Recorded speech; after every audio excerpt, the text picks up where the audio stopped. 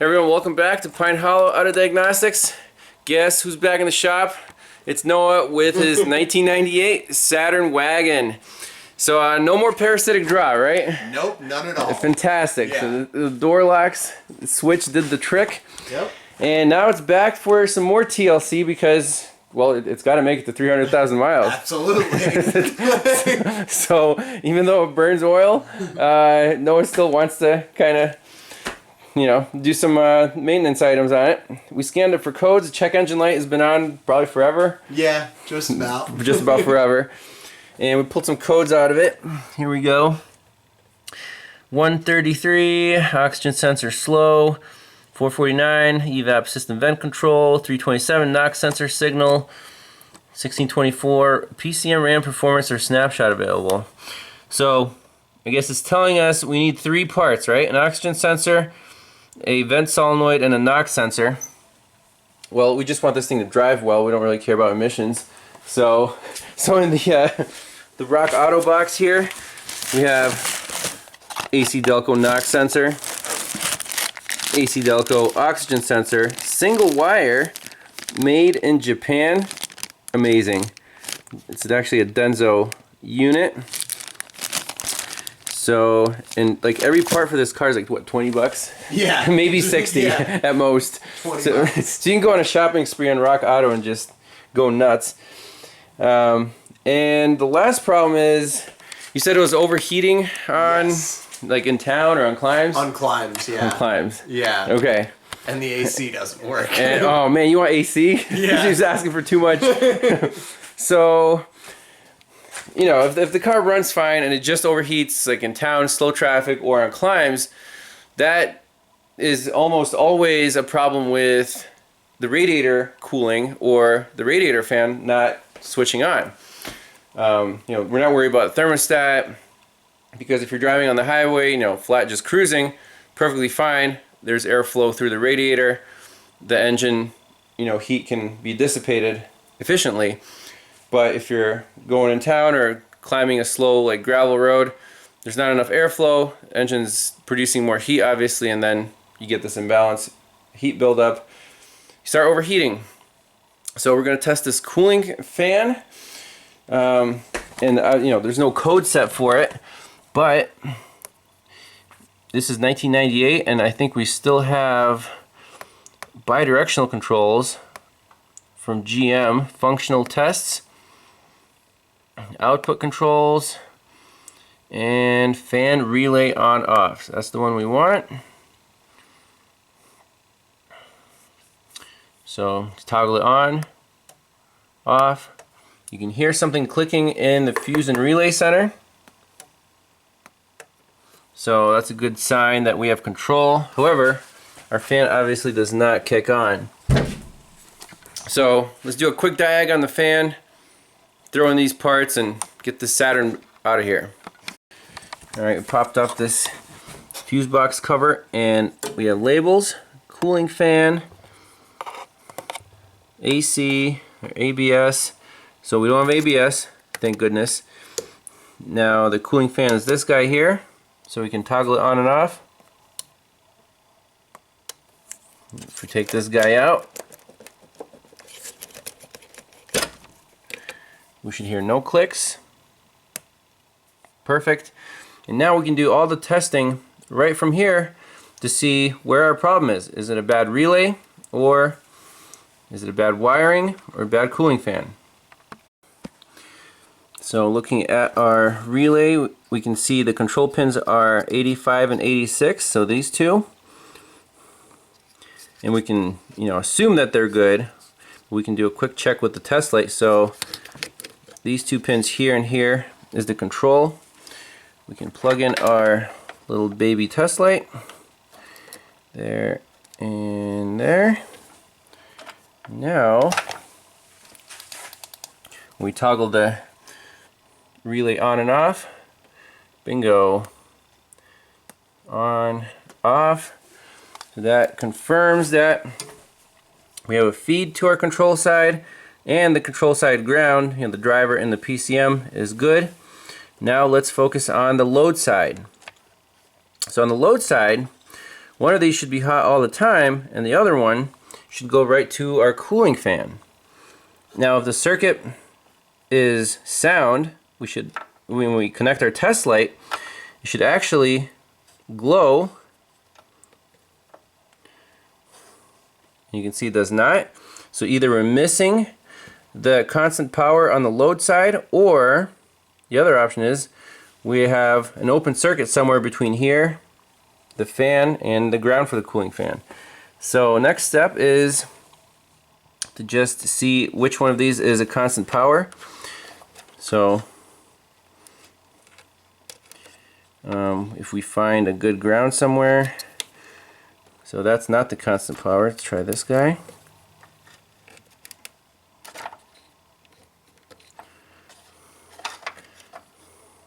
This is a little...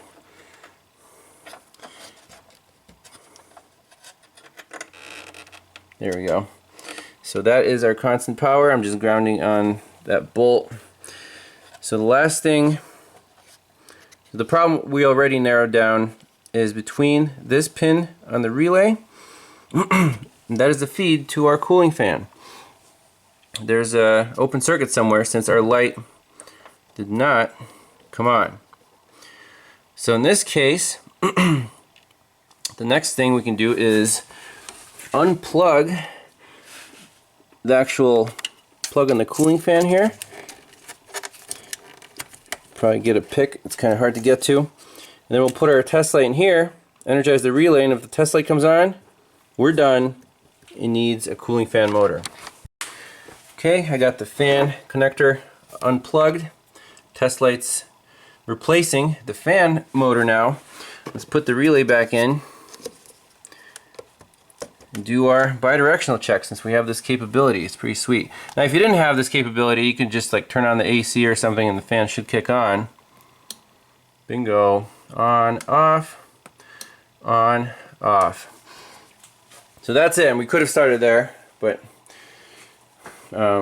everything works. The relay, control side, load side, test light lights up. We need a new cooling fan motor. And this is the last part in our Christmas gift box. Brand new AC Delco cooling fan motor. So we're going to get that guy installed and test it out. Alright, we got the radiator shroud off with the cooling motor, with the fan and the motor and everything. And right here it says left hand thread turn nut this way to remove. So we're going to set our impact to the left. It's a little rusty, but let's see what happens.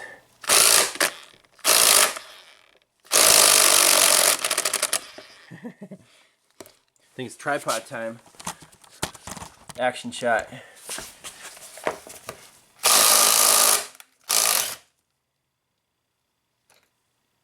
What the heck? Maybe it's just a nut. Oh. Duh. I have my impact. Even though I read that, it still went the wrong way, right?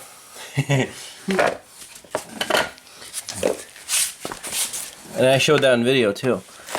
It's a little embarrassing. Oh well.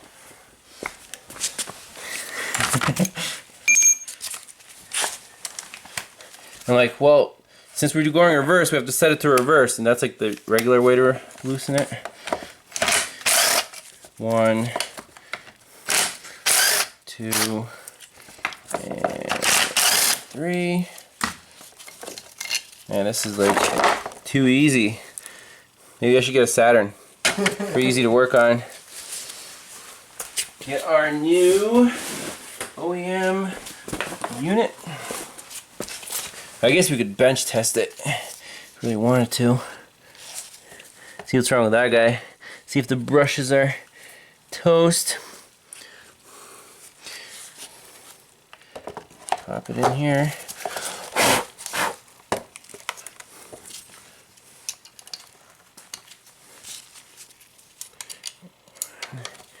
Two, three.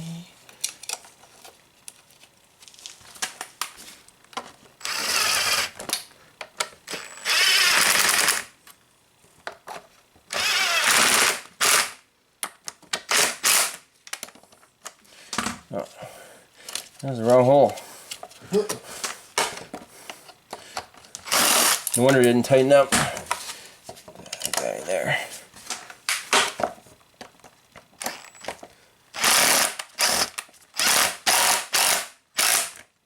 Sweet.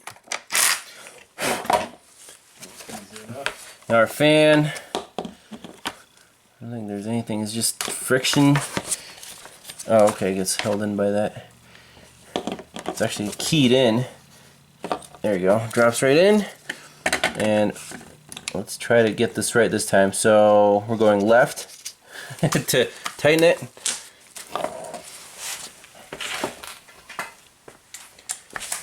Is that right? Left to tighten.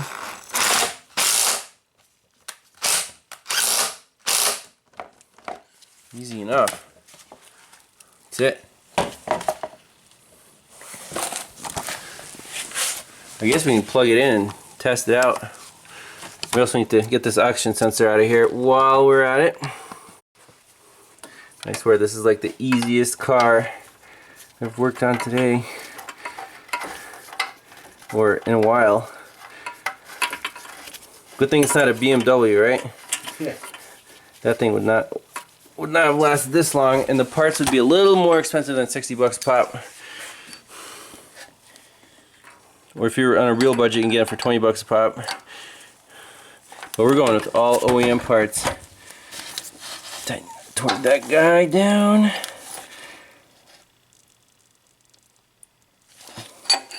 Beautiful. Pop our fan in. Alright, ready for some magic? I am. Woo! Oh, Victory! Look at that. Wireless.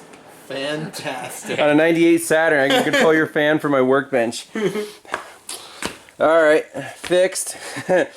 So, all we gotta do now is take care of the NOx sensor, which lives, last I saw, down there under the intake manifold. I don't know if we can reach back in here somehow. We'll figure it out. New oxygen sensor's in, fan motor's in, that works. Beautiful. What kind of diagnostic video would this be without some teardown of old parts? The motor just comes apart. It's just, you know, a couple of clips. And the culprit is just plain 300,000 miles of spinning. See these brushes? They are completely worn down. So it's not making contact with the rotor anymore. Right? Let's see if we can get a shot of that. So that brush is supposed to extend. Cue the compressor.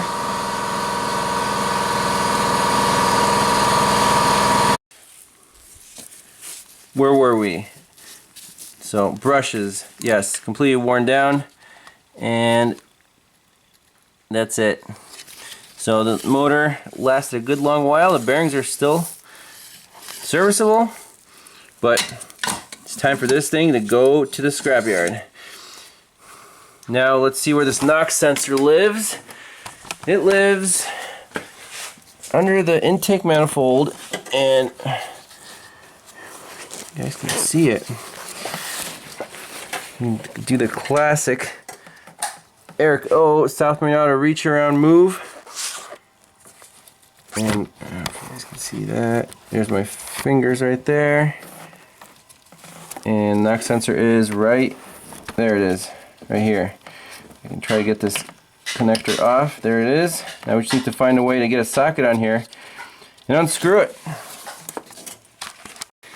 Alright, with a clever arrangement of extension, a U-joint, like a swivel joint, and a 22mm deep socket. Can't see it, but the NOx sensor is coming out. So we'll extract it and then at least measure the resistance, see if it's shorted or open circuit. So doing a quick resistance check on the old versus the new.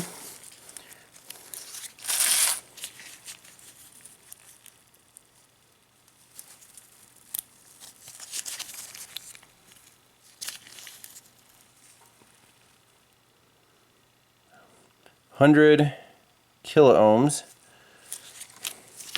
And our new sensor is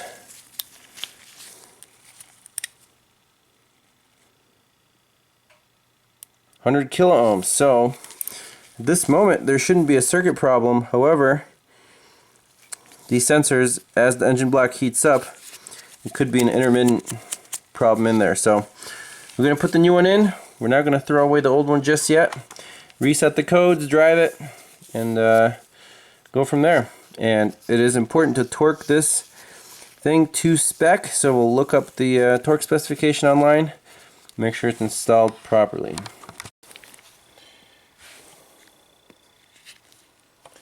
Alright, so let's see. Let's clear all these codes out. Yep, key on, engine off, continue, codes. Okay, so now we just have the evap system vent control circuit low. We'll take it for a spin, see what comes back, and then still gotta check the air conditioning.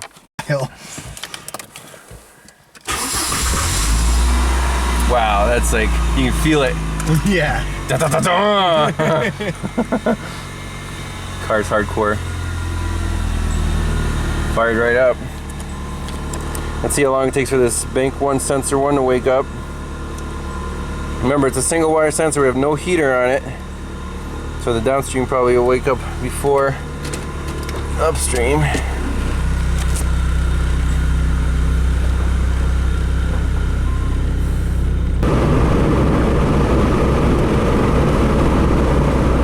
Seems like it's geared pretty high. What do you mean? Like we're only at like 1700 RPM or already at 50 miles an hour. Yeah.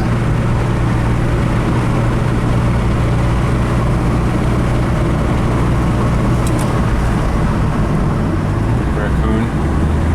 We'll watch out for some nocturnal wildlife.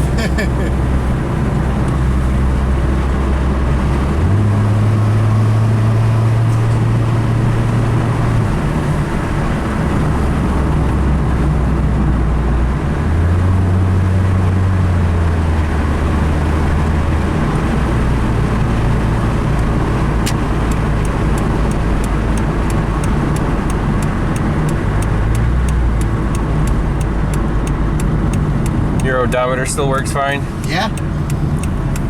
On the on Matt's Mystique, once in a while, like on a highway, it'll just stop turning the miles over. Really? Yeah, because it's tired. Oh my god. Yeah, my dad installed a fuel pump himself in our old Volvo, and that caused the odometer, speedometer, and gas gauge to stop working entirely. That's ridiculous. Did Yeah. he pop a fuse or something? Yeah, he like shorted something out when it was in there. Did he fix it? No. Are you serious? Nope. And then he gave us the car. That's nice. Yeah. I mean, it was nice we had a car. Yeah. But we just had to have a GPS constantly on so we knew how much gas was left. Yeah, if the gas gauge doesn't work and the odometer doesn't work, that's not convenient. Yeah, so you had to keep track, and every like 300-ish miles you had to fill her up. Oh my gosh. It probably would have been an easy fix, I mean, if everything's connected. Yeah, probably. Did you check the fuses? Yeah, it wasn't a fuse. Because whenever you also couldn't use the windshield spray, and if you did, it blew a fuse. Oh, okay. Yeah, so something was shorted. Yeah. But the heater core cracked in that one. So did you replace it? No, we just scrapped it at that point, because that car had almost 300,000 miles on it at that point. But it's an old Volvo, so yeah, I say those are worth fixing if it's not rusty. Yeah, but there were just so many other problems with it. Yeah. You know.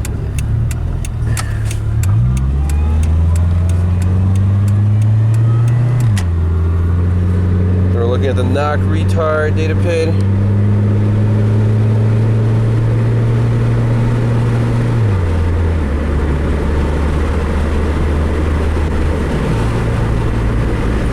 without knocking, so That's good. seems to run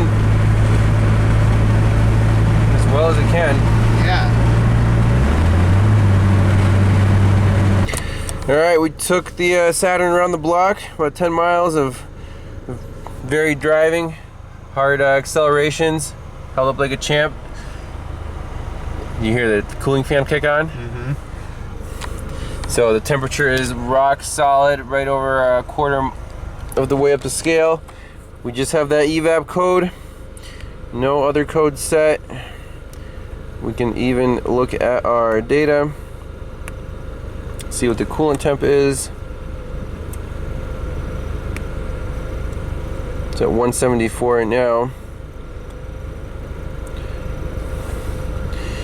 Yeah, but you know, runs very well.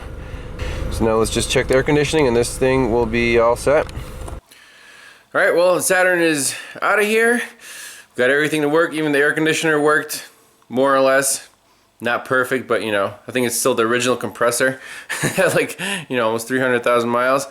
But yeah, pretty straightforward, easy diag, easy parts replacement, cheap.